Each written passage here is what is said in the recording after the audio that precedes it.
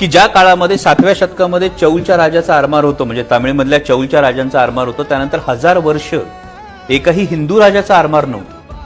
हिंदू राजाचा आरमार नसल्यामुळे 1000 वर्ष आरमार नाही. का तर तत्कालीन हिंदू धर्मामध्ये समुद्र पर्यटन हे निषिद्ध मानण्यात आलं होतं.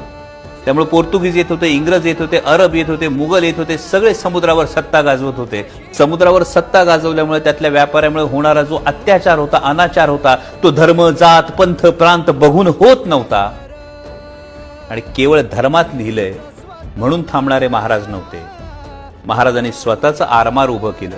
विचार करा, त्या हिंदुस्थानात धर्मशास्त्रात मान्य नसलेली गोष्ट राष्ट्राच्या रक्षणासाठी, मी फार महत्वाचं स्टेटमेंट करतोय, धर्मशास्त्रात मान्य नसलेली, अधर्म समजली गेलेली गोष्ट राष्ट्राच्या रक्षणासाठी महाराजांनी उभी केली. महाराजांनी आरमार उभं केलं आणि मुघल, पोर्तुगीज, इंग्रज सगळ्यांवर वचक बसवला. मग सांगा, हा विचार पुरोगामी नाही का?